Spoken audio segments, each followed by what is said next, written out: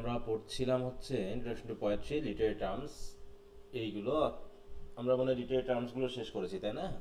এখন শুধু লিটারি জানরাগুলো আছে, সেগুলো আমরা শেষ করব।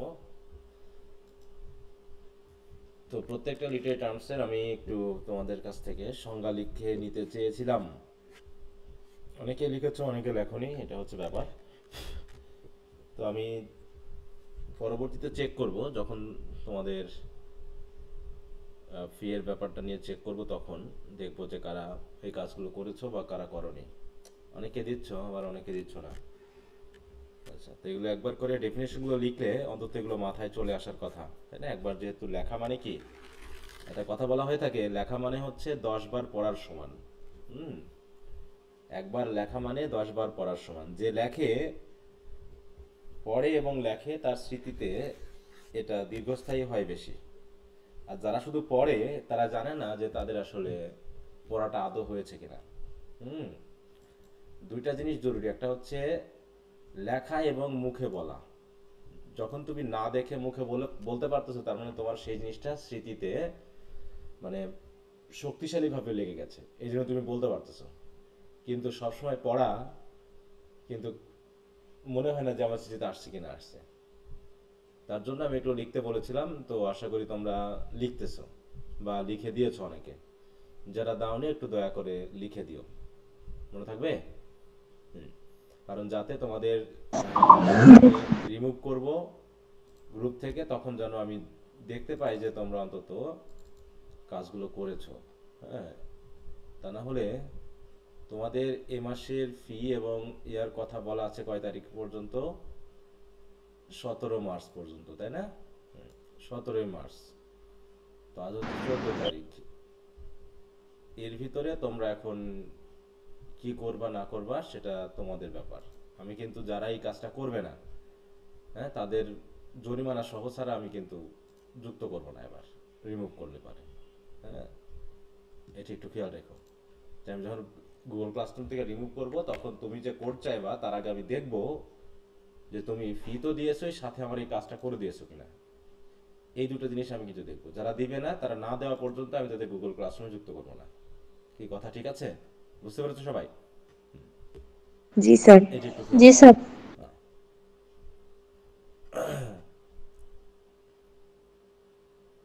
ওকে, তো যাই হোক, এখন স্যার কথা কিছুটা মানে শোনা গেল না স্যার, একটু আরেকবার প্লিজ বলেন। এটা হচ্ছে তোমার মানে নেট নেটওয়ার্কের প্রবলেম। সমস্যা। তুমি তাহলে এই কথাটা তুমি একটু ক্লাসটার ইয়ে করে নিও। হ্যাঁ, অনেক কয়েক মিনিট যেহেতু কথাটা হয়েছে, তুমি রেকর্ড ক্লাসটার এই অংশটুকু দেখে নিবা, ঠিক আছে?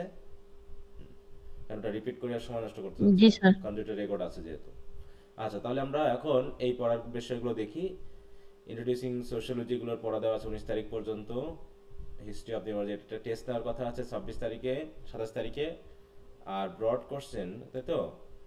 ইংলিশ মেমোর ব্রড, শর্ট এবং ব্রিফ কোশ্চেন বলা ছিল হচ্ছে 14 তারিখ পর্যন্ত। তো আজ পর্যন্ত বলা ছিল। তো তোমরা কি সবাই পড়েছ?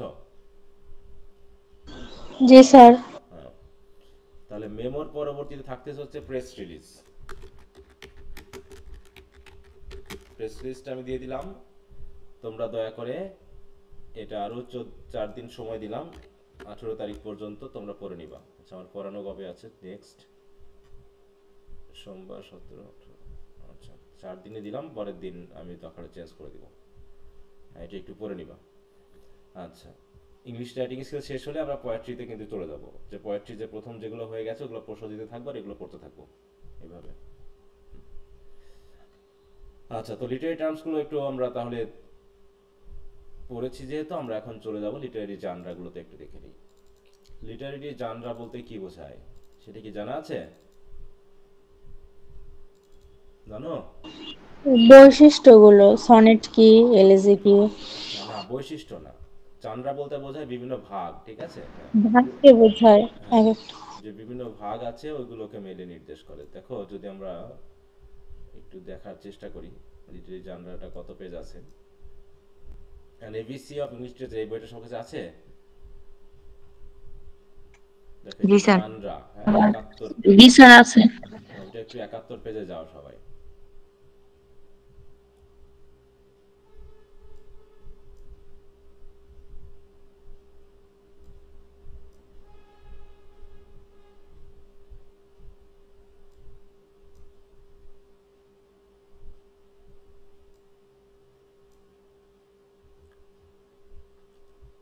70-71 পেজ। এই যে আসলে লিটারেরি জানরা বলতে কি বোঝায় সেটা একটু দেখো। আচ্ছা এখানে আমরা এই যে দেখেন এটা বলছে ক্যাটাগরিজ অফ ইংলিশ লিটারেচার। তাহলে জানরা মানে হচ্ছে ক্যাটাগরিজ অফ ইংলিশ লিটারেচার। তাহলে বিভিন্ন লিটারেরি যে রাইটিং গুলো রয়েছে সে রাইটিং গুলো যে ক্যাটাগরি রয়েছে সেগুলো হচ্ছে লিটারেরি জানরা বলা হয়। যেমন poetry, drama, fiction, non fiction, তাতে এর ভিতরে নভেল আছে, ঠিক আছে, তারপর ট্র্যাজেডি আছে, কমেডি আছে, ট্র্যাজি কমেডি আছে, হিস্ট্রিক্যাল প্লে আছে, বিভিন্ন নাম আছে এখানে। হ্যাঁ, তো এগুলো আমরা বলে থাকি হচ্ছে লিটারেরি জানরা। এর ভিতরে পোয়েট্রি কি, পোয়েট্রি সংজ্ঞা দেওয়া আছে। তাহলে এখানে যদি আমরা একটু খেয়াল করি, দেখো এখানে ছিল লিটারেচার, এই জায়গাটা আমাদের মুছে গেছে। তাহলে লিটারেচারের প্রথম যে ভাগ, সেই ভাগে কয়টা পড়তেছে দেখো তো, 1 2 3 4 5, তাই না? তাহলে লিটারেচারকে এখানে 5 ভাগে ভাগ করা হয়েছে।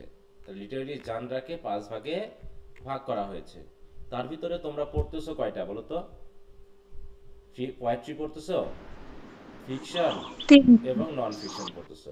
ড্রামা এবং ক্রিটিসিজম এই দুটা পরবর্তী ইয়ারগুলোতে হবে। যেমন ড্রামাটা যুক্ত হবে তোমাদের সেকেন্ড ইয়ারে। এখানে হয়ে যাবে কি দেখো, ইন্ট্রোডাকশন টু পোয়েট্রি পড়তেছো, ইন্ট্রোডাকশন টু ফিকশন আর নন ফিকশন পড়তেছো। যেহেতু এখন ড্রামার সাথে ইন্ট্রোডিউস হই নাই, তাই সেকেন্ড ইয়ারে হবে হচ্ছে ইন্ট্রোডাকশন টু ড্রামা। আবার থার্ড ইয়ারে গিয়ে যুক্ত হবে লিটারেরি ক্রিটিসিজম, তখন হবে ইন্ট্রোডাকশন টু লিটারেরি ক্রিটিসিজম। এইভাবে করে ক্রিটিসিজমটা অ্যাড হবে। তাহলে টোটাল হচ্ছে আমরা এখানে 5টা কিন্তু ভাগ পাচ্ছি, poetry, drama, fiction, non fiction এবং ক্রিটিসিজম। তো এর ভিতরে আমরা যেহেতু পড়তেছি, দেখো পোয়েট্রি, ফিকশন এবং নন ফিকশন এগুলো পড়বো। তার ভিতরে পোয়েট্রিকে আবার 2 ভাগে ভাগ করা হচ্ছে, একটা হচ্ছে অবজেক্টিভ, একটা হচ্ছে সাবজেক্টিভ, তাই না? আমরা প্যারাগ্রাফ বা ড্রামা এসে পড়তে গিয়ে সাবজেক্টিভ অবজেক্টিভের বিষয়টা জেনেছি, জানি নাই? জি স্যার। সাবজেক্টিভ কি? যেখানে রাইটার তার নিজস্ব চিন্তা ভাবনাকে সরাসরি ইনক্লুডেড করেন, তাই তো? এবং যেখানে রাইটার নিজেকে প্রকাশ করেন সেগুলোতে সাবজেক্টিভ।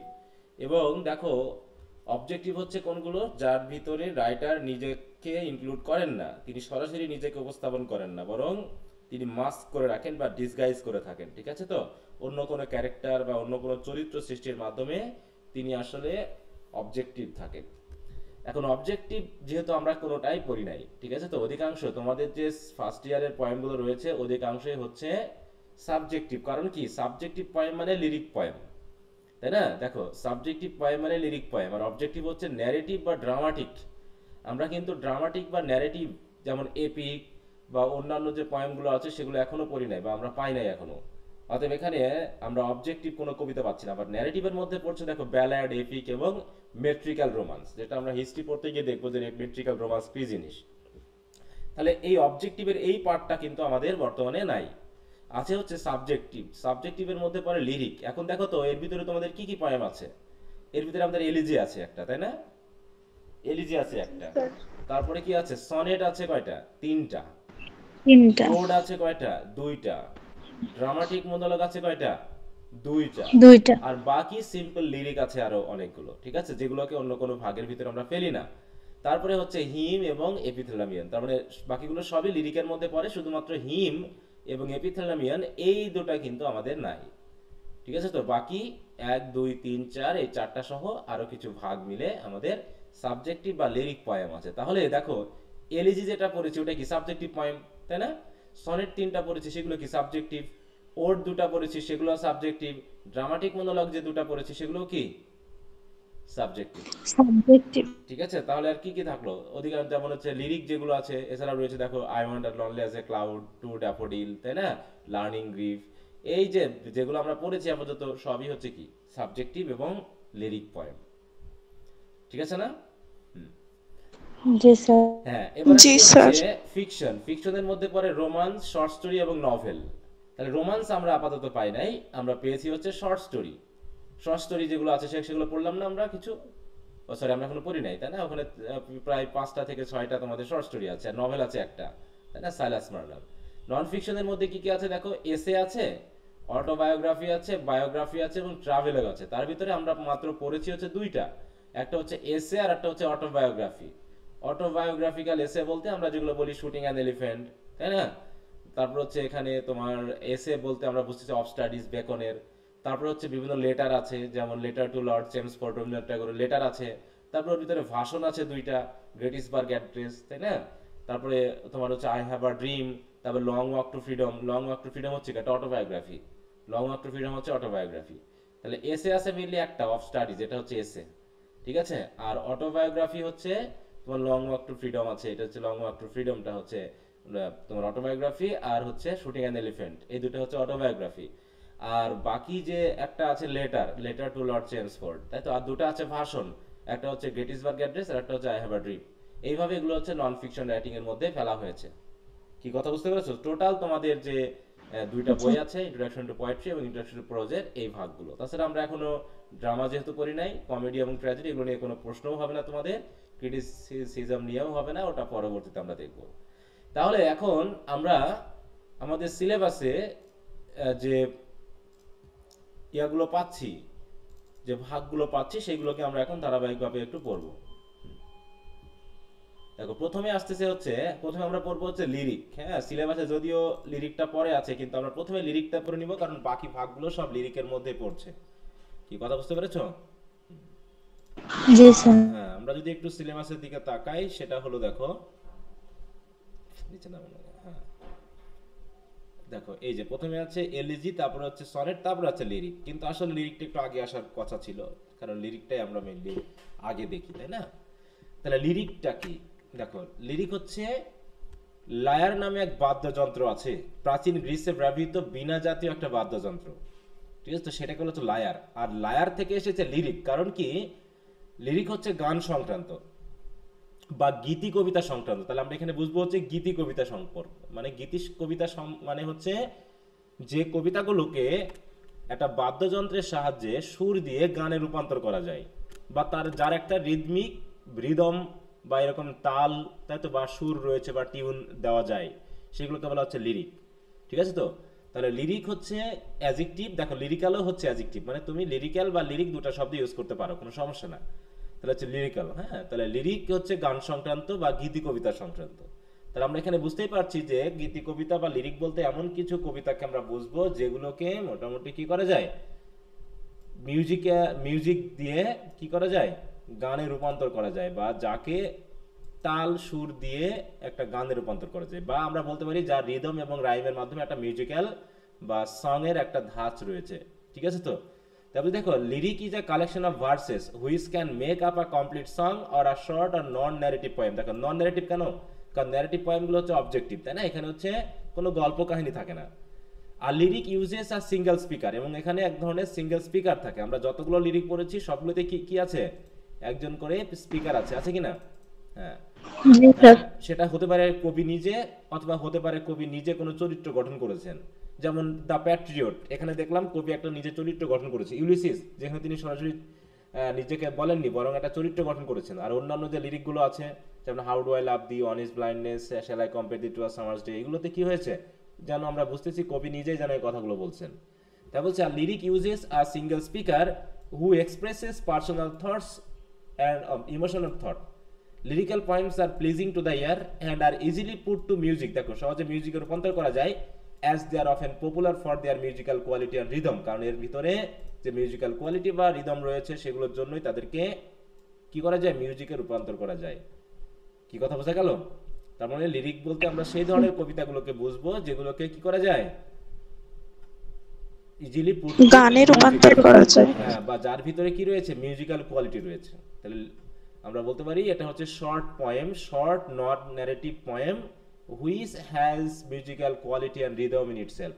তাহলে যদি আমরা একটা সংজ্ঞাটা লিখি, তাহলে কিভাবে লিখতে পারি বলো তো, ছোট করে, যে lyric is a short and non narrative poem, নাকি?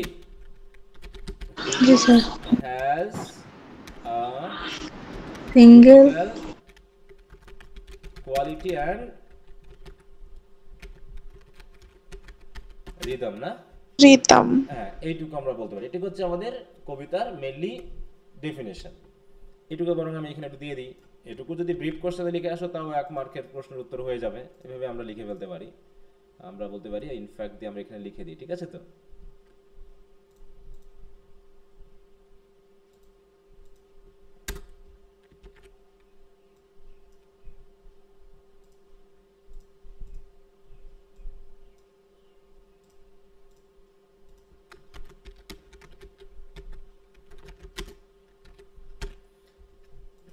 আমরা এইভাবে লিখে ফেলতে পারি। তো লিরিক শব্দটা এসেছে লায়ার থেকে, লায়ার দিয়ে যেহেতু এই যে এই যন্ত্রটাকে বোঝায়, ঠিক আছে। যারা গ্রিসের মানুষের এই যন্ত্রটা ব্যবহার করতো, বিশেষ করে আমাদের একজন নবীর কথা বলা আছে, ডেভিড আর দাউদ নবী, তাই না? তিনি কি করতেন, এ দিয়ে নাকি খুব সুন্দর মিউজিক বা গান তিনি রচনা করতে পারতেন, ঠিক আছে। আমাদের বাইবেলে তো ডেভিড বা দাউদ, ঠিক আছে, তো ওনার একটা চ্যাপ্টারই, একটা বই আছে, ঠিক আছে, যেটাকে বলা হয় গীত সংগীতা বা সাম বলা হয়, বুঝতে পেরেছো? একটু নামটা খেয়াল রাখো, কাজে লাগবে অনেক সময়। PSALM, এটা উচ্চারণ কি জানো? সাম। সাম, পিটা বাদ যাবে, ঠিক আছে তো। হুম, এটা হচ্ছে সাম বলা হয়। আর সাম হচ্ছে কি এক ধরনের সঙ্গীত। দেখো, a sacred song or hymn, in particular any of those contained in the biblical book of Psalm, used in Christian and Jewish worship, ঠিক আছে তো। হ্যাঁ, এইগুলোকে সাম বলা হয়ে থাকে। যদি আমরা বলি who wrote the Psalm in the Bible, তাই তো। বাইবেলের সাম সঙ্গীতগুলো কে লিখেছেন, এই যে দেখো বলছে, The Book of Psalms, a collection of 150 poems, songs and prayer, is attributed to multiple authors including King David, হ্যাঁ। এছাড়াও রয়েছে আসাফ, দ্য সন্স অফ কোরা, মজেস, সালাইমান বা সলোমন, হ্যাঁ, হেমানান, এথান, আরো অনেকে সাম লিখেছেন। এর ভিতরে 73টাই লিখেছেন হচ্ছে কিং ডেভিড, হ্যাঁ। এরকম ভাবে বিষয়গুলোকে দেখানো হয়েছে। আচ্ছা, তো যাই হোক, তাহলে আমরা দেখতেছি, প্রথমে আমরা লিরিকটা পড়লাম, লিরিকটাকে আমরা দেখলাম একটা শর্ট নন ন্যারেটিভ পয়েম। এবার লিরিকের মধ্যে কি কি পড়ে দেখো। লিরিকের মধ্যে পড়ে, দেখো, lyric is of different types, they are of, দেখো, উইলিয়াম শেক্সপিয়ারের সনেট 18 পড়েছি, তাহলে সনেট, ওড, যেমন জন কিটসের ওড পড়েছি, elegy Thomas Gray written, elegy রিটেনের কার্ডিসাইডের পড়েছি, ড্রামাটিক মনোলগ পড়েছি আলফ্রেড টেনিসনের, হ্যাঁ। হিম কিন্তু আমরা এই দুটো পড়ি নাই, আমাদের এই দুটো নাই, তাই না। হিম হচ্ছে কি, দেখো, স্পেন্সার্স ফ্লাওয়ার হিমস, অথবা এপিথ্যালামিয়ান হচ্ছে ডব্লিউ.এস. অর্ডেন্সের এপিথ্যালামিয়ান। এপিথ্যালামিয়ান হচ্ছে এক ধরনের বিবাহের সঙ্গীত, হ্যাঁ, যেগুলো কবিতা বা ছন্দ, যেগুলো বিয়ের সময় গাওয়া হয়। আর হিম হচ্ছে কোনগুলো, যেগুলো ধর্মীয় সঙ্গীত, আমরা সাম যেগুলো দেখলাম, তাই তো, ধর্মীয় সঙ্গীতগুলোকে বলা হয়ে থাকে। কি কথা বুঝতে পেরেছো? জি স্যার। জি আচ্ছা, স্যার। তাহলে লিরিকের ফিচারগুলো আমরা একটু দেখবো, যে what are the important features of lyric. Lyric হচ্ছে প্রধানত এর শর্ট পয়েম, তারপরে এখানে কি থাকে, এক ধরনের কোয়ালিটি থাকে, যেটা হচ্ছে সাং এর কোয়ালিটি, মিউজিক্যাল বা সাং কোয়ালিটি, তাই না। তারপর হচ্ছে single speaker speak of his personal thoughts and emotions, it work as a momentary flash of emotion. এটা হচ্ছে ছোট কবিতা, যেহেতু মনে হয় যেন হঠাৎ করে কবির মনে হলো, ইমোশন বা আবেগ দিয়ে তিনি লিখে ফেললেন। এছাড়াও it uses lucid soft sounding word, এই কবিতাগুলোতে যে শব্দগুলো ইউজ করা হয় বা ডিকশনগুলো ইউজ করা হয়, সেগুলো আবার খুব বেশি জটিল না, তাই তো, সিম্পল সফট সাউন্ডিং, যেগুলো যেহেতু এর ভিতরে মিউজিক্যাল কোয়ালিটি আছে, তাই তো। আমরা এআই থেকে আরো কিছু ফিচার দেখে আসি, এটা কি বলে দেখো।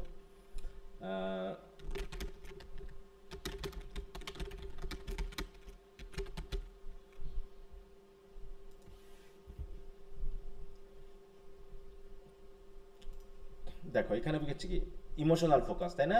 প্রথমে হচ্ছে ইমোশনাল ফোকাস, যে lyric poetry is characterized by intense expression of emotion, experience and observation. এছাড়া থাকে কি, ফার্স্ট পার্সন ন্যারেটিভ, ওই যে বললাম সাবজেক্টিভ, যেহেতু lyric poetry often employees the first person perspective, allowing the poet to express personal feelings and experience directly, creating an intimate connection with the reader. Art হচ্ছে কি, দেখো, ফিগারেটিভ ল্যাঙ্গুয়েজ, তাই না। Figurative language বলতে আমরা দেখেছি যে সিমিলি, মেটাফোর, না। Lyric poetry frequently uses figurative language such as metaphors, similes, personification to enhance the emotional impact and create vivid imagery. এছাড়া রয়েছে রিদম এবং meter. Lyric poetry often uses strong rhythm and meter to create a musical quality and enhance the emotional impact. হ্যাঁ, short strength, হ্যাঁ, lyric poetry are typically short in length and focusing on a single moment or emotion. কি কথা বুঝতে পেরেছো? এই হচ্ছে আমাদের পোয়েট্রির দিক থেকে এই ফিচারগুলো। হ্যাঁ, দেখি ফিচারগুলো একটু নিয়ে নিয়ে, হ্যাঁ, তোমাদের এটা দিয়ে দিলে তোমরা এখান থেকে দেখে নিতে পারবে আরো কিছু ফিচার হিসাবে।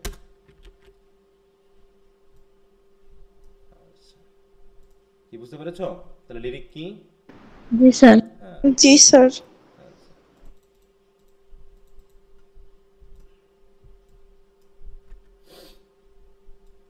যদি শর্ট কোর্সের আসে পরীক্ষা, এইভাবে তোমাদেরকে একটু লিখে দিতে হবে, ঠিক আছে।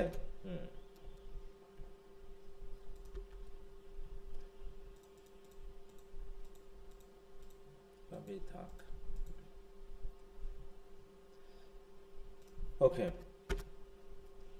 কোনো কথা আছে কারো লিরিক নিয়ে? না স্যার। আচ্ছা, ভেরি গুড। তাহলে লিরিক দেখো, লিরিক হচ্ছে সাবজেক্ট, তাহলে আমরা শুধু লিরিক পড়লাম। এবার আমরা তার ভিতরের যে ভাগগুলো আছে সেগুলো দেখব। প্রথমে আছে এলিজি। দেখো তোমাদের সিলেবাসে প্রথমেই এখানে এলিজিটার কথা বলা হয়েছে, কিন্তু লিরিকটাকে পরে দিয়েছে। তাহলে প্রথমে হচ্ছে এলিজি। তাহলে এলিজিটা কি আমরা একটু দেখে আসি এবার।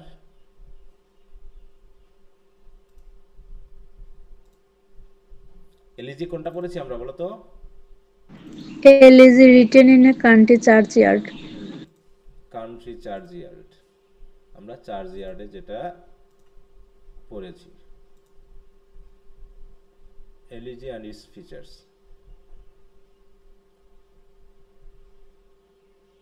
দেখো বলতেছে এলিজি হচ্ছে শোকগাথা। তাহলে লিরিক দেখলাম কি, ওগুলো গীতি কবিতা, তাই না? লিরিকের বাংলা কি জি ছিল? স্যার। গীতি কবিতা।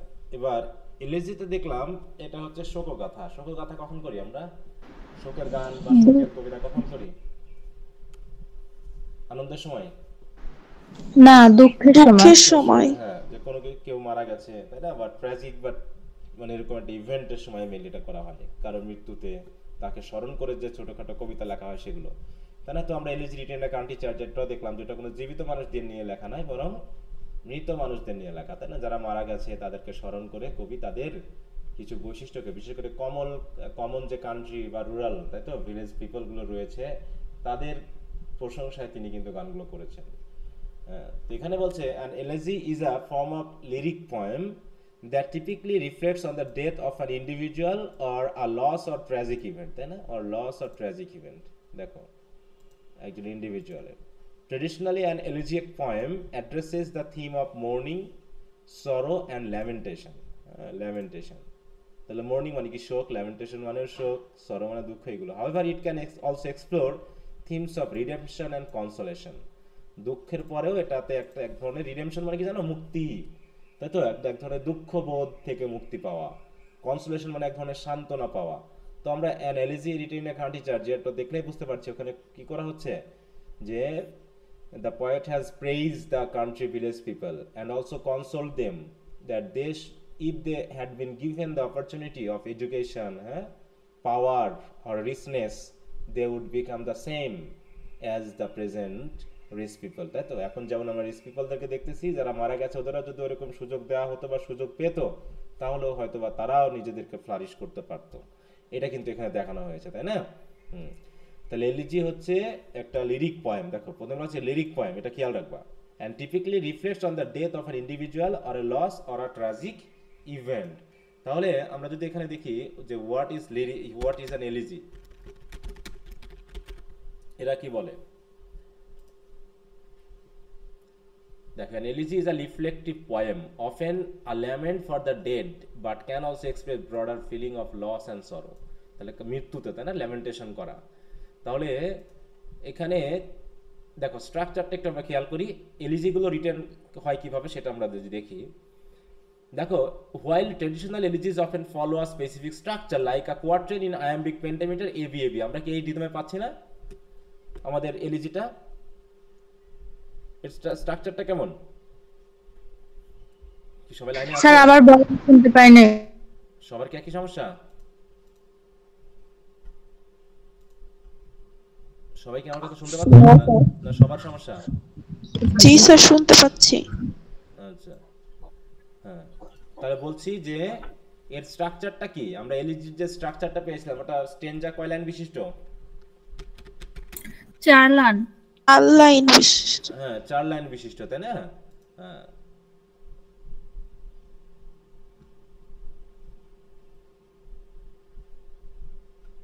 দেখো এই যে 4 লাইন বিশিষ্ট, এবং এর যে রাইম স্কিম সেটা কেমন?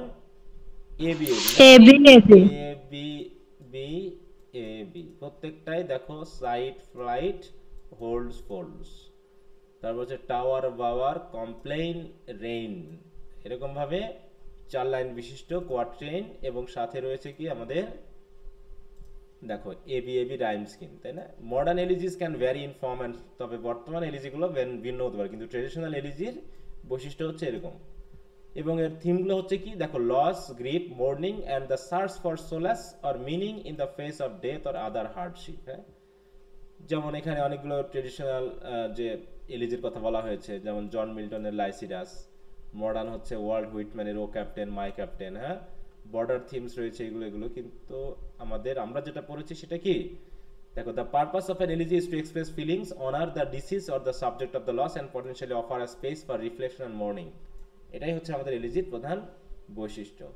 তো দেখো আমরা যেটা পড়েছি সেটা আমরা একটু দেখে নিই। হয়ে গেল। আচ্ছা, হ্যাঁ, দেখো a traditional elegy comprises of 3 stages, তাই না? এখানে 3টা স্টেজ রয়েছে, সেটা ওখানে দেওয়া নেই। 3টা স্টেজ হচ্ছে, প্রথম দিকে at the first stage it begins with mourning, grief at the loss of someone or something, কারো লসে, তাই না, দেখানো হয়। At the second stage the poet shows admiration, listing qualities and impressive deeds in the person's lifetime, তাহলে যে ব্যক্তি মারা গেছে বা যারা মারা গেছে তাদের ব্যক্তিগত জীবনে, তাই তো, জীবন দশায় কিভাবে তারা জীবন যাপন করেছে, তাদের কোয়ালিটিগুলো কি কি ছিল সেগুলো নিয়ে প্রশংসা করা হয়, তাই না, অ্যাডমিরেশন দেখানো হয়। ঠিক আছে, আর শেষের দিকে কি হয়, the poem then moves to the third stage of consolidation. হ্যাঁ, the last element may be more religious. ঠিক আছে, তো কনসলিডেশন হয়েছে, কনসোলেশন হবে, কনসোলেশন। কনসোলেশন মানে কি, সান্ত্বনা। ঠিক আছে, তো আমরা কিন্তু আমাদের এলিজিতে এরকমই পেয়েছি। প্রথমে হচ্ছে সেটিং, তাই না, সেটিং দেখানো হচ্ছে।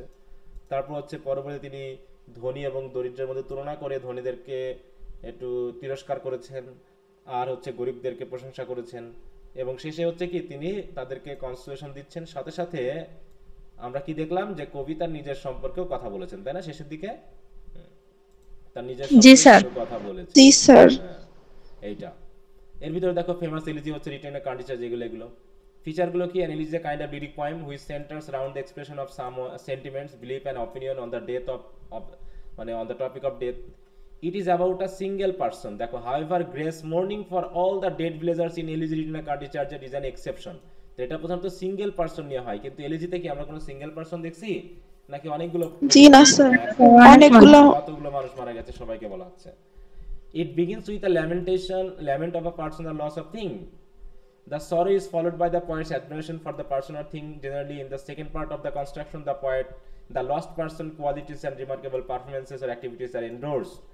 এগুলো খেয়াল করতে হবে, কারণ আমাদেরকে যখন আমরা প্রশ্ন উত্তর পড়ব যে prove elegy written in the county charger as a successful elegy, তখন আমাদের এই বৈশিষ্ট্যগুলো দিয়ে কিন্তু প্রমাণ করতে হবে যে এটা এই কারণেই আমরা এলিজি বলতেছি, তাই না। In its closing part the speaker finds consolation and solace. In this type of poem, the society is criticized for doing injustice. এই যে দেখো, ইনজাস্টিস করার জন্য ক্রিটিসাইজ করা হচ্ছে, তাই না, যেটা dead, and for not allowing the dead person to do what he could have done. An elegy may serve answer to the questions related to the nature of life and death and about the immortality of the soul. এটা বলা হচ্ছে sometime an elegy also express the speaker resentment and rage about a loss or demise, মানে তিনি রাগও প্রকাশ করেছেন মাঝে মাঝে, তাই না। তারপর the language and structure of an elegy is formal and ceremonial, এবং টোন হচ্ছে কি দেখো, it is meditative in nature and tone হচ্ছে গ্রেভ। এর টোনটা হচ্ছে গ্রেভ। ঠিক আছে, আচ্ছা, বোঝা গেল এলিজি কেমন? জি স্যার। আমরা পেয়েছি elegy written in a country চার্জের একটা উদাহরণ। সেই উদাহরণটা তোমরা এখানে ভালো করে আবার একটু পড়ে নিবা, যখন কোশ্চেন আনসারগুলো দিব তখন যাতে এই ফিচারগুলো সহ অ্যাড করতে পারি। আর ব্রিফ কোশ্চেনে এলিজি কি, আর শর্ট কোশ্চেনে এলিজির ফিচারগুলো সহ শর্ট নোট লিখতে বলতে পারে, যেগুলো তোমাদের অ্যাড করতে হতে পারে, এই জিনিসগুলো। আচ্ছা, কারো কোনো কথা আছে এর ভিতরে? না স্যার। তাহলে আমরা লিরিক পড়লাম, লিরিকের পর এলিজি পড়লাম নাকি, এলিজি। তারপর হচ্ছে কি পড়বো আমরা, সনেট। সনেট পড়বো। হ্যাঁ,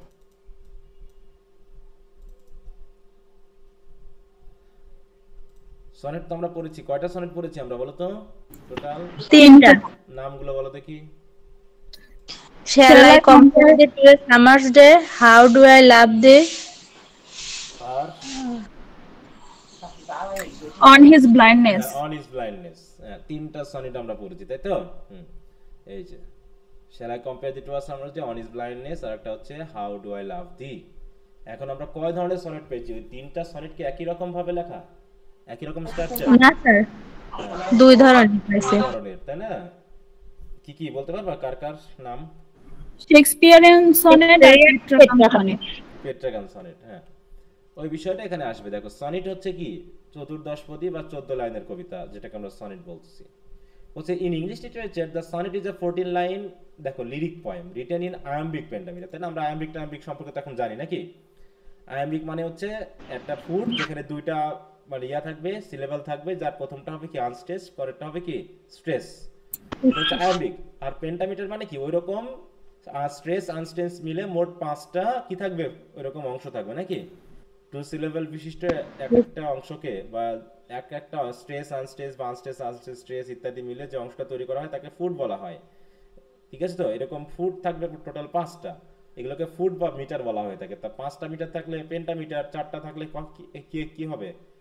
4টা থাকলে টেট্রামিটার। হ্যাঁ টেট্রামিটার, এরকম ভাবে, তাই না? দুইটা থাকলে ডায়ামিটার, একটা থাকলে মনোমিটার, এরকম ভাবে দেখানো হয়ে থাকে। তাহলে 14 লাইন হবে এবং প্রত্যেকটা লাইনের বৈশিষ্ট্য হবে আয়াম্বিক পেন্টামিটার এবং employing one of several rhyme scheme, এবং বিভিন্ন সনেট অনুসারে রাইম স্কিম ভিন্ন ভিন্ন রয়েছে এবং adhering to a tightly structure thematic organisation, এবং এর থিমেটিক স্ট্রাকচার রয়েছে একটা, যে প্রথম অংশে কি করা হয়, প্রথম অংশে একটা বিষয় নিয়ে প্রবলেম নিয়ে আলোচনা করা হয় এবং শেষের অংশে গিয়ে একটা প্রবলেমের সলিউশন দেখানো হয়। এটা হচ্ছে পেট্রাগান সনেটের বৈশিষ্ট্য ছিল। শেক্সপিয়ার সনেটেও বৈশিষ্ট্য আমরা পাচ্ছি, কারণ শেক্সপিয়ার সনেটে টোটাল স্ট্রাকচারটা কি বলো তো, বলতে পারবা? শেক্সপিয়ার সনেটের স্ট্রাকচারটা কি? A B. না ওটা না, রাইম স্কিম বলি না, আমি বলেছি স্ট্রাকচার। প্রথমে হচ্ছে কি 3টা কোয়াট্রিন থাকবে নাকি? আর একটা কাপলেট। হ্যাঁ, আর একটা কাপলেট থাকবে। 3টা কোয়াট্রিন মানে 4 লাইন বিশিষ্ট এক একটা মিলে হচ্ছে মোট 12 লাইন, আর কাপলেটটা হচ্ছে 2 লাইন। এইটা ঠিক আছে? এটা হচ্ছে কি শেক্সপিয়ার সনেটের স্ট্রাকচারাল ব্যাপার। এবং এর রাইম স্কিম হচ্ছে কি এ বি এ বি নাকি? A B A B A B A B C C D B C C D D E F E E F G G নাকি? জি। জি জি। স্যার, হ্যাঁ বলো। স্যার, হ্যাঁ স্যার বলছিলাম যে মানে ইউ আবার স্ল্যাশের মতো যে চিহ্নগুলো মানে এগুলো মানে কি সিলেবলের মানে ভাগ ভাগ করে দেওয়া হচ্ছে এই কারণে নাকি? এটা তুমি তুমি কি আগের ক্লাসগুলো দেখোনি এখনো? তুমি কি প্রথম থেকে আছো? আমরা তো রাইম স্কিম নিয়ে স্ক্যানশন নিয়ে তো কয়েকটা ক্লাস করেছি মনে হয়। স্যার হ্যাঁ ওটা আমি দেখছি, তাহলে আবার কিন্তু সমস্যা এখানে শ্যাল কম্পেয়ারের এখানে তো দুইটা হওয়ার কথা, কিন্তু এখানে মানে এই দুইটা চিহ্ন ইয়ে করছে, এটাই বুঝতে তা পেরেছি। দুটা চিহ্ন মানে দুটাই তো সিলেবেল আছে। কম্পেয়ারে কয়টা সিলেবেল? দুইটা সিলেবাল। তাহলে দুটা সিলেবেলের উপরে দুটা ইয়া দেওয়া আছে চিহ্ন। এটা কিন্তু স্যার মানে সিলেবল আমি বুঝতে পারছি, কিন্তু চিহ্ন কোনটা মানে একটা ইউ এর মতো আছে একটা স্ল্যাশ, এটা মানে বুঝতে পারছি না এটাই। আচ্ছা, তুমি তাহলে তো করোইনি, তুমি তো তাহলে ক্লাসগুলো করোইনি। তুমি কি ক্লাসগুলো করেছো? তাহলে তো বুঝতে না পারার তো কোনো কারণ ছিল না। ইউটা দিয়ে বোঝায় কি আনস্ট্রেস, আর স্ল্যাশটা দিয়ে বোঝায় হচ্ছে স্ট্রেস মার্ক। ও হ্যাঁ স্যার, এবার বুঝতে পারছি, মাথা খুলে গেছে। দেখো তো এটা কথা হলো, যদি এটা না বুঝো তাহলে তুমি কি ক্লাস করেছো বলো? হ্যাঁ, আবার ক্লাসগুলো দেখবা। এত তাড়াতাড়ি ভুলে গেলে হবে? হুম? হ্যাঁ হ্যাঁ স্যার, মানে আমি ইয়ে হয়ে গেছিলাম, কনফিউশন হয়ে গেছিলাম। না কনফিউশন হওয়ার তো কোনো কারণ নেই, এখানে কনফিউশন হওয়ার তো কারণই নাই। হ্যাঁ, ইউতে হচ্ছে আনস্ট্রেস, আয়াম্বিক মানে কি আমি তো বললাম, আয়াম্বিকের বৈশিষ্ট্য কি প্রথম সিলেবালটা হবে আনস্ট্রেস, পরেরটা হবে কি হুম স্ট্রেস। সেই হিসাবে এখানে হ্যাঁ একই দেওয়া আছে, তাই না? হ্যাঁ, হুম আচ্ছা ঠিক আছে। জি স্যার। তাহলে এখানে আচ্ছা এই যে দেখো এখানে দেখানো হয়েছে, তাই না? এই যে কাপলেট, এবং প্রত্যেকটার একই রকমের স্ট্রাকচার, এবং আমরা তো স্ক্যানশন করেই ফেললাম। তারপর হচ্ছে রাইম স্কিম, তাহলে এটা হচ্ছে আয়াম্বিক পেন্টামিটার, তাহলে 14 লাইন এবং প্রত্যেকটা হচ্ছে আয়াম্বিক পেন্টামিটার। ঠিক আছে? তো যারা নতুন জয়েন হয়েছো তোমরা দয়া করে আগের রেকর্ড ক্লাসগুলো ধারাবাহিকভাবে একটু দেখে নিবা, কারণ ওখানে সনেট সহ তার স্ক্যানশনের ব্যাপারটা নিয়ে বিস্তারিত আলোচনা করা হয়েছে, তাই তো? সিলেবল নিয়ে আলোচনা করা হয়েছে, সিলেবল কত প্রকার সেগুলো নিয়ে আলোচনা করা হয়েছে। কয় প্রকার সিলেবল পেয়েছিলাম আমরা বলো তো? সিলেবল কয় প্রকার পেয়েছিলাম মনে আছে? স্যার 6 প্রকার। হ্যাঁ 6 প্রকার। হুম, আচ্ছা তো ঠিক আছে। তাহলে এবি এবি কি, এগুলো দিয়ে কি হচ্ছে সেটাও নিশ্চয়ই তোমরা জানো, অতএব ওগুলো নিয়ে আমি আর কথা বলছি না। এখন আমরা সনেটের উৎপত্তিটা আমরা একটু দেখবো, যে সনেট কোথা থেকে উৎপত্তি লাভ করেছে। দেখো, the word sonnet is taken from the Italian sonetto which means a little sound or song. The sonnet first appeared in Italy তাহলে প্রথম সনেট আমরা দেখি ইতালিতে during the middle ages and we widely use during the renaissance period. এগুলো renaissance কি, middle age কি, এগুলো নিয়ে এখন চিন্তা করার দরকার নেই, ওগুলো সেকেন্ড ইয়ারে পাওয়া সবগুলো। The sonnet is divided believe to have been created by, দেখো, গিয়াকোমো ডা লেন্টিনি। ইনি মেনলি সনেট প্রথম লেখেন বলে বলা হয়ে থাকে। তিনি হচ্ছেন leader of the Sicilian school under empire Frederick the second, তাই তো, ইন দ্য 13th সেঞ্চুরি। তাহলে ফেডেরিক দ্য সেকেন্ড নামে যে সম্রাট ছিলেন তার অধীনে সিসিলিয়ান স্কুলের তিনি একজন লিডার ছিলেন, সেই গিয়াকোমো দা লেন্টিনি, তিনি প্রথম সনেট লিখেন বলে ভাবা হয়।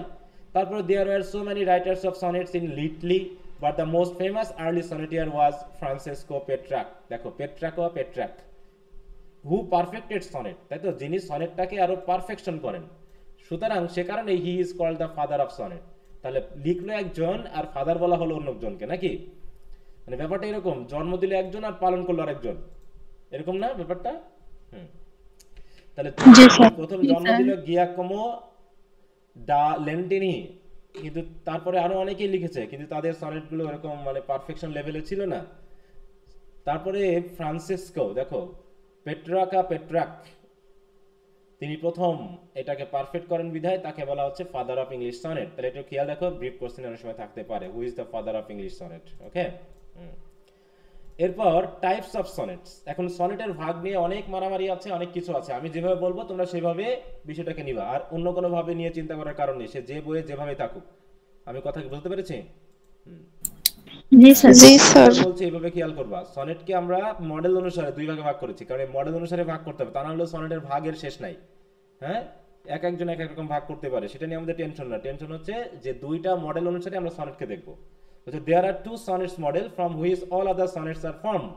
সেই হিসেবে আমরা সনেটকে দুই ভাগে বলি, একটা হচ্ছে পেট্রাকান আর ইটালিয়ান সনেট। তাহলে ইটালিয়ান রাইটার পেট্রাকের দ্বারা লেখা সনেট বিধায় তাকে আমরা বলছি পেট্রাকান বা ইটালিয়ান সনেট। আর শেক্সপিয়ার বা ইংলিশ সনেট, শেক্সপিয়ার এবং ইংলিশ সনেট।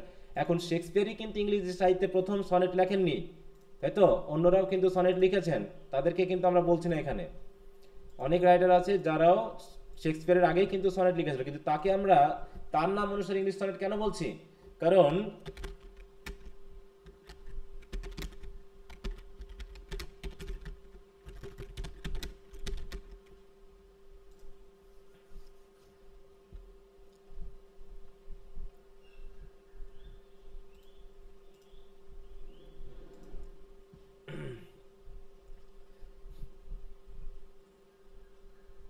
কি আসলে এটা ইংলিশ সনেট বললাম, সব সনেট চলে এসেছে।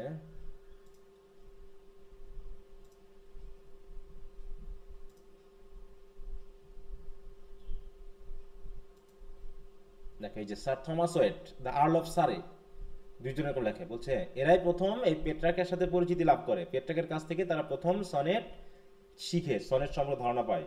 কারণ স্যার থমাস ওয়েট এই ছিলেন একজন ডিপ্লোমেট, তাই তো, ডিপ্লোমেট হওয়ার কারণে তিনি ইটালিতে অনেকদিন ধরে থাকছিলেন, থাকার কারণে ইটালিয়ান যে সনেট, সেই সনেটের সাথে তার একটা ইন্ট্রোডাকশন হয়। সেই ইন্ট্রোডাকশনের কারণে তিনি স্যার থমাস ওয়েট কি করলেন, দ্য আর্ল অফ সারে নামে একজন ব্যক্তির সাথে দুইজন মিলে তারা সনেট লিখলো, কিছু পোয়েম লিখলো, যে পোয়েমের কালেকশনটা হচ্ছে টটেলস মিসেলেনি। এটা তোমরা সেকেন্ড ইয়ারে পাবা, ঠিক আছে, সেকেন্ড ইয়ার যে হিস্ট্রি অফ ইংলিশ লিটারেচার আছে সেখানে তোমরা পাবা। কিন্তু এদের নামকরণ অনুসারে, এদের নাম অনুসারে কিন্তু ইংলিশ সনেট হলো না। তাহলে এরা প্রথম ইংলিশ লিখলেও, ইংলিশের সনেট লিখলেও এদের নাম কিন্তু ইংলিশ সনেট হলো না, কারণ তারা কার মডেল ফলো করছিল? পেট্রাকের মডেলই ফলো করছিল। কিন্তু শেক্সপিয়ার কি পেট্রাকের মডেল ফলো করেছে?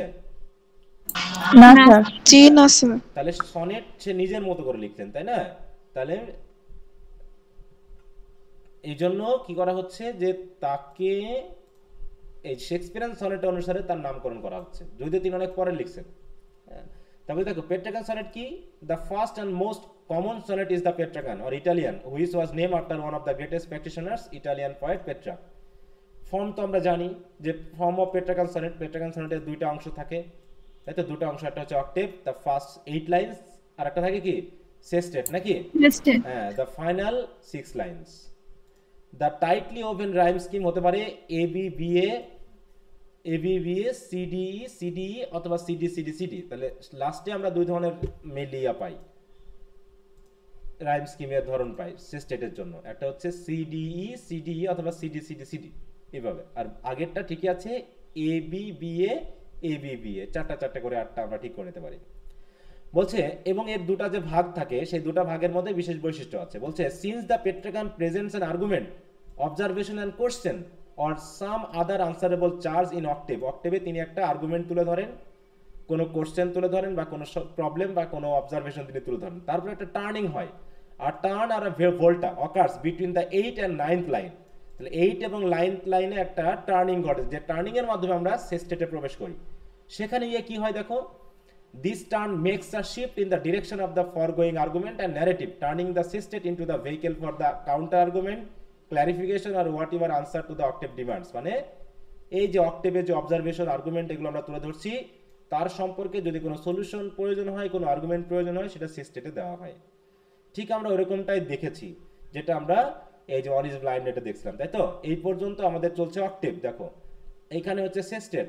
তো এই অক্টেভের দেখো এইখানে কিন্তু আমাদের প্রশ্ন শেষ হয়নি, মানে লাইন শেষ হয়নি, বরং অক্টেভের শেষের লাইনটা মানে শেষ স্টেটের দেখো প্রথম লাইনের সাথে কিন্তু জুড়ে গেছে, এখানে কিন্তু ফুল স্টপ হয়ে শেষ হয়নি। এটা হচ্ছে বলা হয় ভোল্টা, বলা হয় ভোল্টা মানে turning.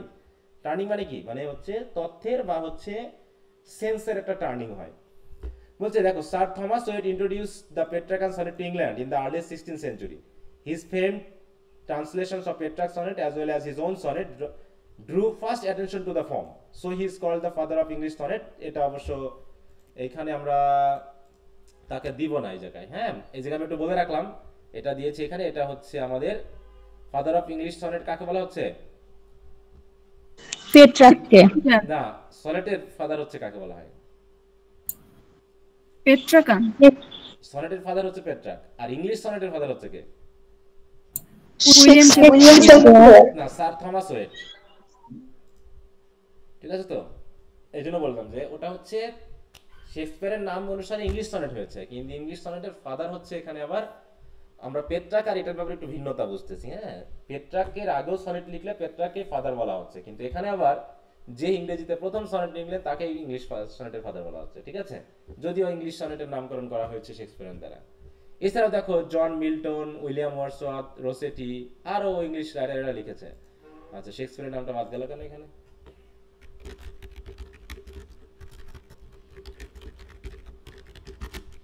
William Shakespeare, John Milton এরাও কি সনেট লিখছে। A few other English poets use Petrarchan form in their sonnets, তাই তো? বুঝতে, John Milton in his famous sonnet, এটা এখানে দেখিয়েছি, ইটালিয়ান প্যাটার্ন ইউজ করেছেন। ওয়ার্ডসওয়ার্থও যখন লিখছে তখনও কিন্তু তিনি দেখো এই যে ওয়ার্ডসওয়ার্থের এই পেট্রাগান সনেটের প্যাটার্ন ইউজ করেছেন। ঠিক আছে, পেট্রাগান সনেটে দেখো A B B A CD CD CD, আর এই হচ্ছে কি সিডিই সিডিই সিডি ইউজ করেছে, তাই না? এই অন্যদিকে শেক্সপিয়ারিয়ান সনেট দেখো, এটা হচ্ছে the second most common sonnet form in the Shakespearean or English sonnet, which was named after William Shakespeare because he introduced a new form of his sonnet different from Petrarchan sonnet, যেটা হচ্ছে Petrarchan sonnet থেকে একটু ভিন্ন। দেখো form of Shakespearean sonnet, তাহলে এখানে ফর্মটা কেমন? এর রয়েছে কি 3 quatrains, তাই তো, 4 line stanza followed by a final couplet, মানে 2 line stanza composed in iambic pentameter, the meter used in Shakespeare play। এই iambic pentameter শেক্সপিয়ার তার প্লেতে ইউজ করেছেন, নাটকে ইউজ করেছেন। এবং the rhyme scheme of Shakespeare sonnet is A B A B C D C D F E F G G. তো rhyme scheme ভিন্ন, তারপর হচ্ছে স্টেঞ্জা ফরমেশন ভিন্ন, কিন্তু লাইন ফরমেশন একই। হ্যাঁ, আইম্বিক পেন্টামিটার। এই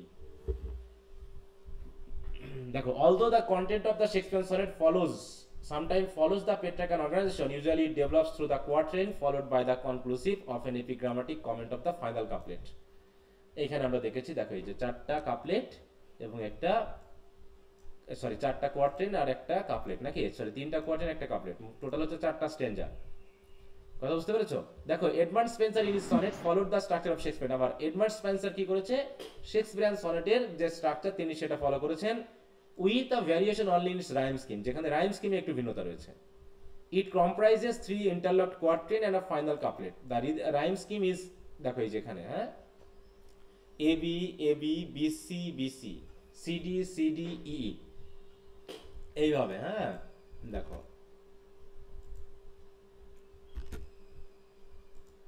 এই হচ্ছে ব্যাপার, তাহলে একটু ভিন্ন, এটা ইন্টারলক, কারণ এবি এবি আবার B C B C C D C D E, তার মানে এখানে বি আছে এখানে বি আছে, আবার এখানে সি আছে এখানে সি আছে, তাহলে এটা হচ্ছে ইন্টারলক বলি, তাই না? আমরা ইন্টারলক করেছিলাম না টার সেটে, স্ট্রেঞ্জার জি স্যার। হ্যাঁ, যেটা ওর টু দা ওয়েস্ট ইন্ডিয়া আমরা দেখেছিলাম, তাই না? তো এরকম একটু ভিন্ন। তাছাড়া ফরমেশনটা একই। তাহলে এই হচ্ছে মোটামুটি আমাদের সনেট নিয়ে কথাবার্তা। সনেটের বৈশিষ্ট্যগুলো আমরা পড়লাম। সনেট এক ধরনের লিরিক পয়েম। সনেটের ভাগগুলো দেখলাম, দুটা বিশেষ ভাগ, এই দুটা ভাগের মধ্যে পার্থক্যটা কি, তাদের স্ট্রাকচারটা কি, সেগুলো আমরা দেখলাম। কে কোন স্ট্রাকচারটা তৈরি করেছে সেটা দেখলাম। এবং এখন তোমাদেরকে যদি সনেট নিয়ে পরীক্ষায় প্রশ্ন আসে যে সনেট কি, শেক্সপিয়ার সনেট এর ফিচারগুলোকে দেখাও বা পেট্রন সনেটের ফিচারগুলোকে দেখাও, তাহলে সেইভাবে তোমাদের ফিচার অনুসারে এগুলো লিখতে হবে। কি কথা বোঝা গেল? জি স্যার। আচ্ছা, কোনো প্রশ্ন আছে এখানে? না স্যার। আচ্ছা,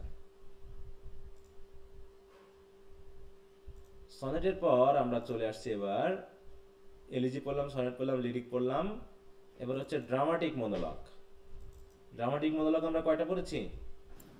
2টা। দুইটা পড়েছি।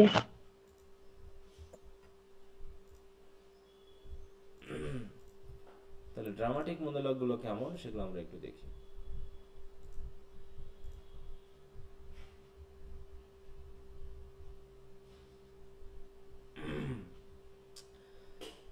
ড্রামাটিক মনোলগ এটাও তো এক ধরনের লিরিক পোয়েম, তাই তো? দেখো, dramatic monologue is a kind of lyric poem in the form of a speech or narrative by an imagined person in which the speaker speak to the silent listeners who remain silent present before him and inadvertently reveals aspects of their character while describing a particular situation or event. তার মানে এটাকে dramatic বলা হচ্ছে এই কারণেই যে dramatic মনোলগের বিশেষ বৈশিষ্ট্য হলো এখানে সিঙ্গেল স্পিকার থাকবে, তিনি একমাত্র কথা বলে যাবেন। যেমন ইউলিসিসে কে কথা বলছে? ইউলিসিস। তাই তো? তারপরে ইয়াতে কে কথা বলছে? প্যাট্রিয়টে প্যাট্রিয়ট কথা বলছে, তাই না? এবং এখানে দেখানো হচ্ছে তার নিশ্চয় সে যখন কথা বলছে তখন তার সামনে কি অনেকে উপস্থিত আছে না? জি স্যার। যেমন হচ্ছে আমরা যদি দেখি ইউলিসিসে যে তিনি যখন চলে যাচ্ছেন বলছে এই হচ্ছে আমার ছেলে টেলিমেগাস, যার হাতে আমি আমার রাজ্য পরিচালনার ভার ছেড়ে দিচ্ছি। তাহলে এখানে নিশ্চয়ই তিনি তো কথা বলছেন কারো সামনে। এই সামনে আছে কারা? তার হচ্ছে কমরেডরা, তাই না? তার সহযোগীরা, যারা তার সাথে এখন নতুন করে আবার ভ্রমণে যাবে, কারণ তাদেরকে তিনি ইউ বলে সম্বোধন করছেন, তাই না? এরকম ভাবে সাইলেন্ট থাকবেন, লিসেনার থাকবে কিন্তু তারা থাকবে সাইলেন্ট, কিন্তু তাদের উপস্থিতিটা বোঝা যাবে এভাবেই যে স্পিকারের যে কথোপকথন এবং যে তার টার্নিং, তাই তো? এবং তিনি যে ডেসক্রাইব করবেন সেই ডেসক্রাইবের ফাঁকে ফুঁকে এমন কিছু টার্নিং ইউজ করবেন যে টার্নিং গুলো বা যে টোন গুলো বলে দিবে যে তার সামনে অনেকে উপস্থিত আছে। ঠিক আছে তো? কতজন থাকবে সেটা বড় কথা না, কিন্তু সাইলেন্ট হবে লিসেনাররা। তার মানে ড্রামাটিক মনোলগের বড় বৈশিষ্ট্য হলো যে there will be a speaker who will speak but there must be some listener who remain silent. এটা হচ্ছে বড় ফিচার। ঠিক আছে?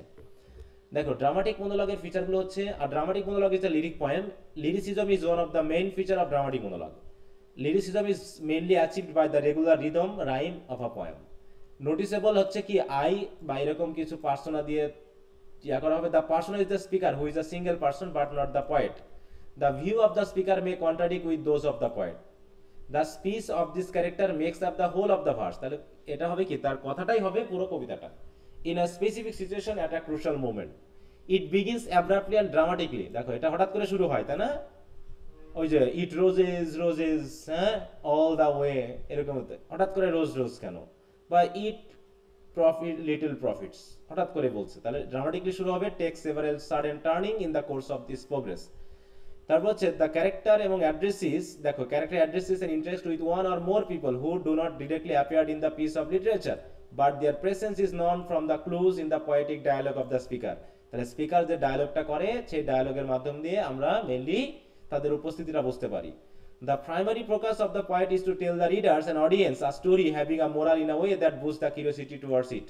The speaker's temperament and character. আমরা মেইনলি এই ড্রামাটিক মনোলগ দিয়ে যার সম্পর্কে কথা বলা হচ্ছে বা যাকে বলা হচ্ছে তার চরিত্র বোঝা যায় না, বোঝা যায় হচ্ছে স্পিকার, যে স্পিকার হয় তার চরিত্রটা আমরা বুঝতে পারি। বোঝা যায় যে চরিত্রটা কেমন, ভালো না মন্দ। যেমন ইউলিসির চরিত্র কেমন? ইউলিসিসের চরিত্র অ্যাডভেঞ্চারাস, তাই তো?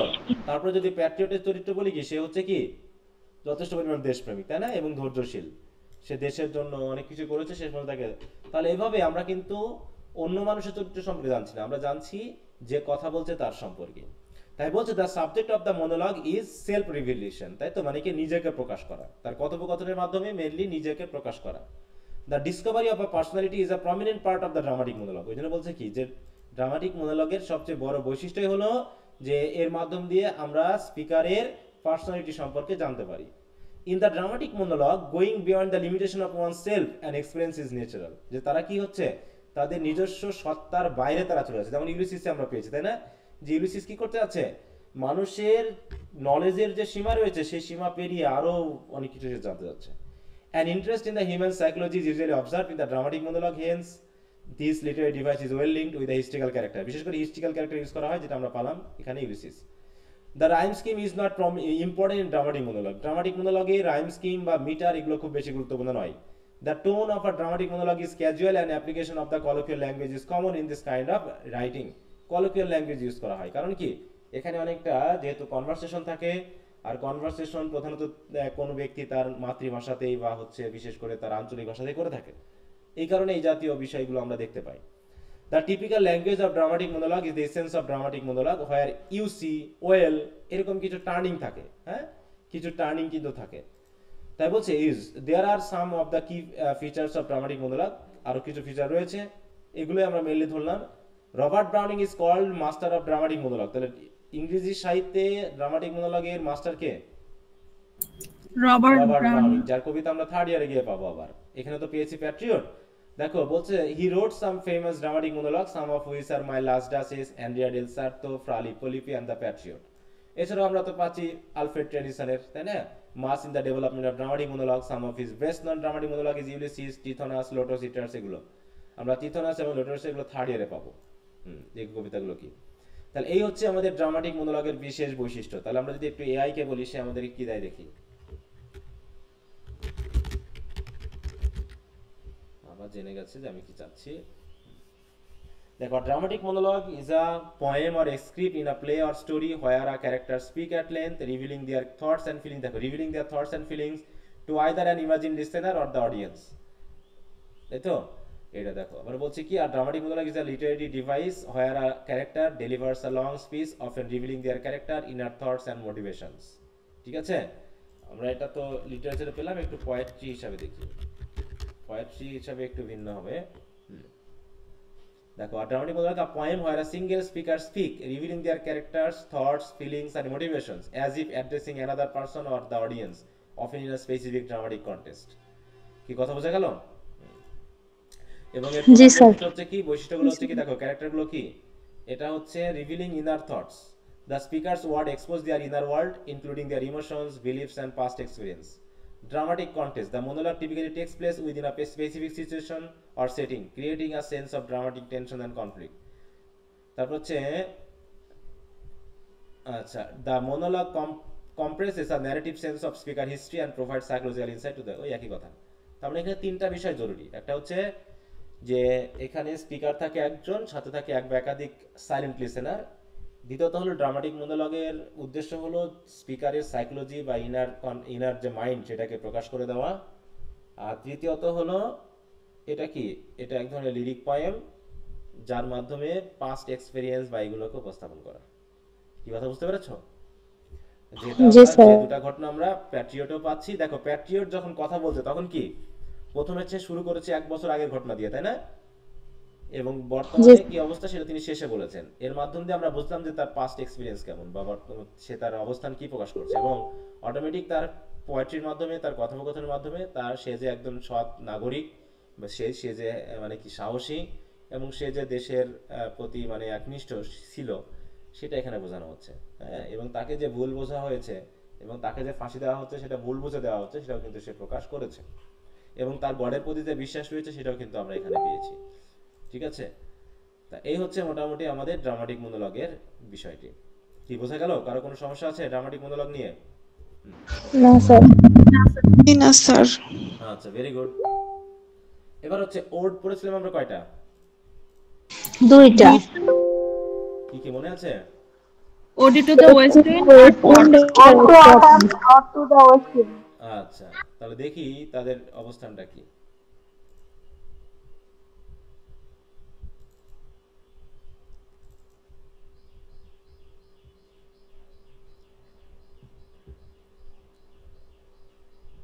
ওড ওড পর্যন্তই মেনলি আমাদের আছে, তারপরে তো বাকিগুলো অন্য ধরনের দেওয়া আছে। দেখো an ode is a formal lyric poem, এটাও তো একটা লিরিক পয়েম নাকি? জি স্যার। জি স্যার। আমরা যেগুলো পড়লাম সবই লিরিকের এক একটা ভাগ।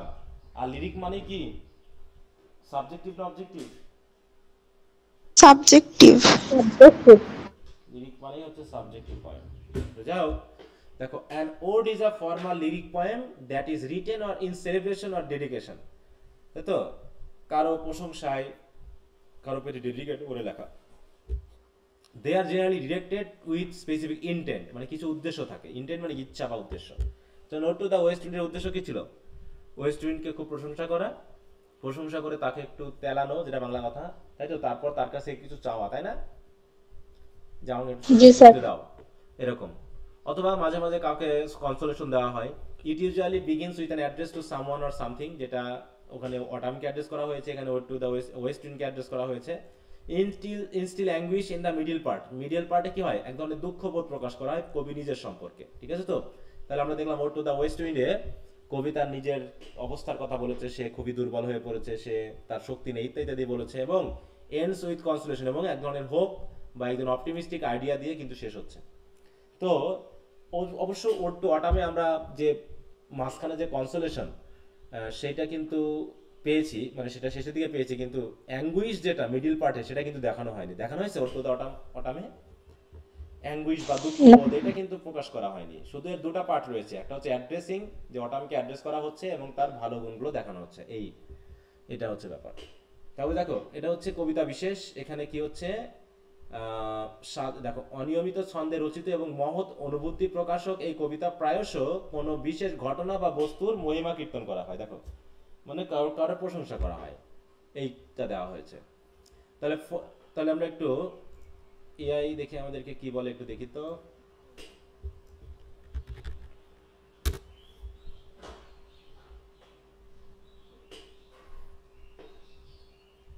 দেখো ode is a lyric poem, হ্যাঁ, type formal and celebratory, expressing strong emotion and praise for a person, place, thing or idea, প্রশংসা করা হয়। After with a structured format and thought variation, মানে ভ্যারিয়েশনটি এক্সিস্ট, তাই তো? দো ভেরিয়েন্ট, ওটা আমি গেল। হচ্ছে an ode is a formal, often ceremonious lyric poem that addresses and often celebrates a person, place or thing. Celebrate মানে তার প্রশংসা করা হয়, হ্যাঁ। এই ওডের বিভিন্ন ভাগ আছে, আমাদের ওডের বিভিন্ন ভাগ দিয়ে এখন দরকার নেই।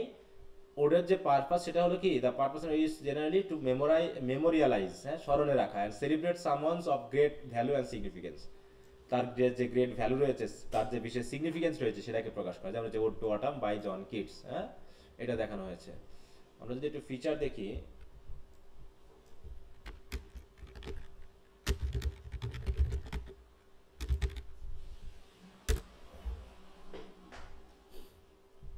key features কি, form, structure. Often the odes often have a structured form, though it can vary depending on the types of ode. তারপর stanzaic structure. Classic odes often have three main sections, the strophe, antistrophe and apody. তাতে এগুলো নিয়ে আমাদের কোনো ইয়া নাই, কারণ এখানে নাই যেহেতু। Metre and rhyme odes typically consider metre and rhyme, যেটা লিরিক পোয়েম স্কিম রয়েছে throughout, all the irregular odes may divide from this rules. এর টোন হচ্ছে সিরিয়াস এবং মেডিটেটিভ, হ্যাঁ, সিরিয়াস টোন, এখানে কোনো হাস্যরসাত্মক হালকামি নেই। Odes are generally serious and contemplative in tone, exploring their subject matter from both emotional and intellectual perspective. Formal and elevated language use করা হয়, তাই তো? দে often use formal language and heightened style. Subject matter কি কি থাকে ইত্যাদি ইত্যাদি। যাক, অত আমার টাইপ দরকার নেই। তাহলে আমরা যেটা দেখলাম যে দেখো এর হচ্ছে কি, এটা লিরিক পোয়েম, এবং relatively speaking an ode is one of the longest form of lyric poems. The poet কি করে, apostrophizes a person or thing, apostrophize মানে অ্যাড্রেস করে, হ্যাঁ। Ode is always in the form of an address to one absent person or thing. The purpose of an ode is to express the poet's emotions and musing on a particular person or thing. The ode always expresses lofty and noble sentiment. The tone of ode is always formal and grave. The style is very elevated. Dekho, high and elevated. The subject of an ode is serious and sentimental. It has a very elaborative and complex stanza structure. এর বিভিন্ন ধরনের স্ট্যাঞ্জা structure রয়েছে। তো এই হচ্ছে আমাদের ওডের feature. কি বুঝতে পেরেছো? জি স্যার।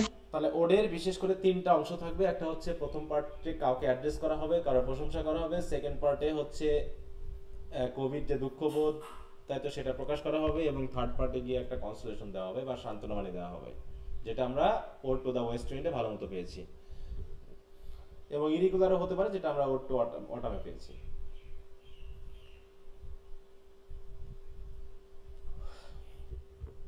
এটা নিয়ে কারো কথা আছে? না স্যার। আচ্ছা, বাকি কারো কথা থাকলে বলবো অবশ্যই, হ্যাঁ, সমস্যা থাকলে বলতে হবে। আজকে উপস্থিতি কম কেন?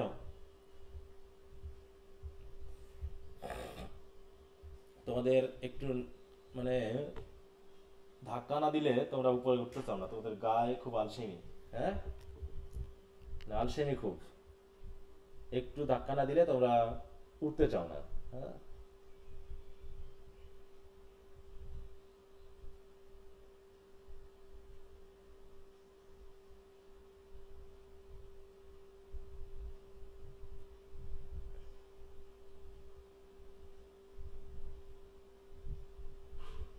অনলাইনের একটা সমস্যা এটা, হ্যাঁ,